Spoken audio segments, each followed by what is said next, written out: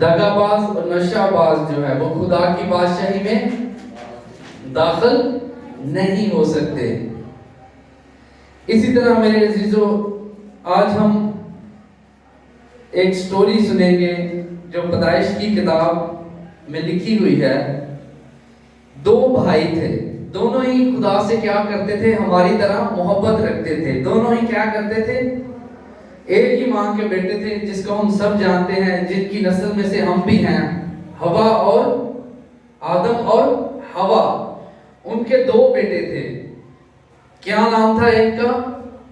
ایک کا نام جو بڑا تھا، جو پہلوٹا تھا، اس کا نام تھا قائن، اور دوسرا کون تھا؟ ہابل۔ یہ دونوں کیا تھے؟ دونوں ہی بھائی تھے، دونوں ہی ایک ماں باپ کے کیا تھے؟ بیٹے تھے۔ جو قائن تھا، اس کا جو پیشہ تھا وہ کسان تھا۔ کیا تھا وہ؟ کسان تھا۔ اور جو ہابل تھا وہ کیا تھا؟ بھیڑ بکریوں کا چرواہا تھا۔ دونوں نے اپنے ماں باپ سے خدا کے سامنے جو شکر گزاری کرنے کا طریقہ کیا تھا؟ سیکھا ہوا تھا۔ اب ہم سب جانتے ہیں کہ جب ہوا اور آدم نے گناہ کیا، اور تین جو ہستیاں تھیں، جو تین پرسنالٹیاں تھیں، آدم، ہوا اور ابلیس، ان تینوں کو کیا ملی؟ سزا ملی۔ جو عداوت ہے، یہ پہلی دفعہ پیدائش کی کتاب میں استعمال ہونے والا، پہلی دفعہ یہ استعمال ہوا تھا عداوت۔ اور یہ عداوت کس کے لیے الفاظ استعمال ہوا تھا؟ یہ حصہ کس کا تھا؟ ابلیس کا حصہ تھا۔ یہ کس کا حصہ تھا؟ ابلیس کا۔ جو ابلیس کے بٹوارے میں جو سزا آئی تھی، اس میں لکھا تھا کہ تو عورت کی نسل میں کیا کرے گا؟ عداوت ڈالے گا، اور عورت کی جو نسل ہوگی وہ تیرے سر کو، جیسے پاسٹر جی نے کہا تھا، وہ کچلے گا۔ تو عداوت ڈالنا یا عداوت کام کس کا ہے؟ ابلیس کا یہ کام ہے۔ وہاں سے یہ الفاظ عداوت جو ہے ہمارے سامنے انٹروڈیوس ہوا تھا۔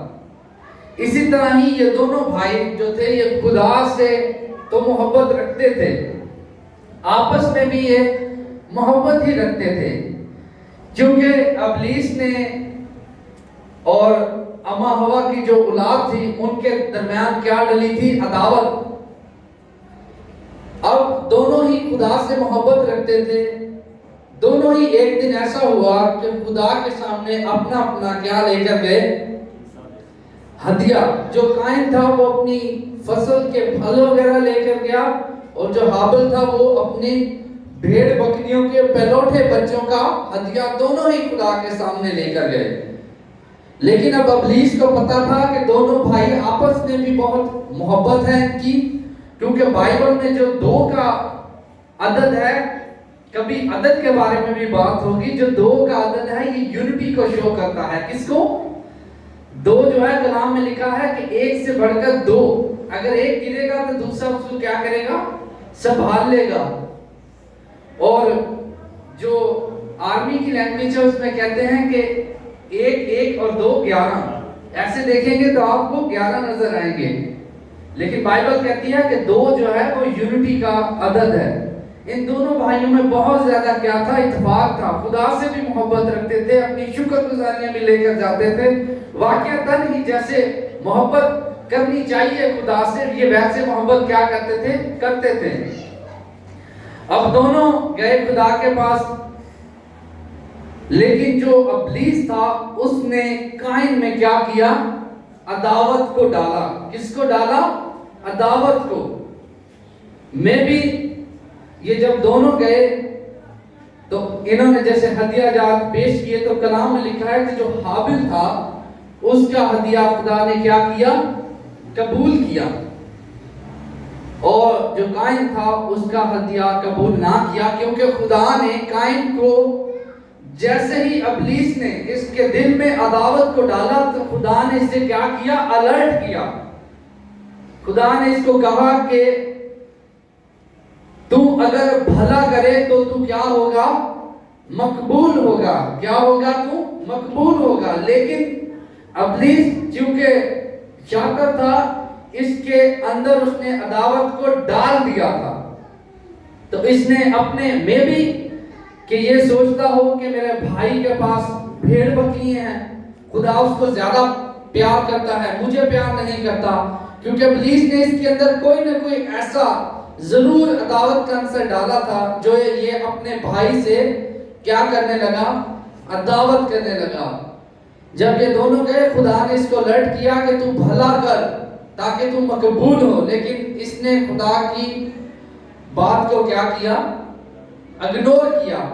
اور یہ جب دونوں ہی اپنا ہدیہ جات دے کر خدا کے سامنے چلے گئے تو یہ دونوں بھائی کھیت میں تھے، تو جو قائن تھا اس نے کیا کیا، اپنے بھائی کو قتل کر دیا۔ میں بھی کہ وہاں پر جو حابل تھا اس کا پیشہ تھا بھیڑ بکریاں چرانا، ہو سکتا ہے وہ اس کے کھیت میں اپنی بھیڑ بکریاں چراتا ہو، اور ابلیس نے اس کے من میں قائن کے ڈالا ہو کہ تیرا بھائی بھیڑ بکریاں چراتا ہے۔ اور ہم سب جانتے ہیں جو بھیڑ بکریاں چراتے ہیں وہ جب اپنی بکری کا بچہ جب بیچتے ہیں تو ان کے پاس کیا ہوتا ہے، اچھا خاصا آمدنی ہوتی ہے، اور کسان کی جو فصل ہوتی ہے کبھی ٹھیک ہوئی کبھی نہ ٹھیک ہوئی۔ میں بھی کہ اس وجہ سے ابلیس نے اس کے اندر یہ عداوت کا عنصر رکھا اور اس نے اپنے بھائی کو کیا کر دیا، قتل کر دیا۔ ہمارے اندر بھی کبھی کبھی کیا ہوتا ہے، کرنتھیوں کی پہلا کرنتھیوں اس کے 13ویں باب میں لکھا ہے کہ ہم بھی کیا کرتے ہیں، لکھا ہوا ہے کہ اگر میں آدمیوں اور فرشتوں کی زبانیں بولوں، کن کی؟ کوئی لوگ ہوتے ہیں جو غیر زبان میں بھی دعا کرتے ہیں۔ کلام کہتا ہے کہ جیسے قائن اور حابل دونوں میرے پاس آتے تو تھے، دونوں مجھ سے محبت رکھتے تھے، لیکن جو ابلیس تھا اس نے قائن کے من میں ڈالا اور اس نے اپنے بھائی کو کیا کیا، قتل کیا۔ اسی طرح ہم بہت فرشتوں آدمیوں کی، کلام کہتا ہے کہ اگر فرشتوں اور آدمیوں کی زبانیں بولوں اور محبت نہ رکھوں تو میں کیا ہوں، ٹھنٹھناتا پیتل اور جھنجھناتی کیا ہوں، جھانجھ ہوں۔ اور پھر کلام کہتا ہے اگر میں نبوت بھی کروں، اور کلام بھی بہت اچھا سناتا ہوں، کلام بھی سناؤں، نبوت بھی کروں، میرا ایمان بھی اتنا پختہ ہو کہ میں پہاڑ کو کہوں کہ وہاں چلا جا اور وہ چلا جائے، لیکن میرے اندر محبت نہ ہو تو اس کا کوئی فائدہ ہے؟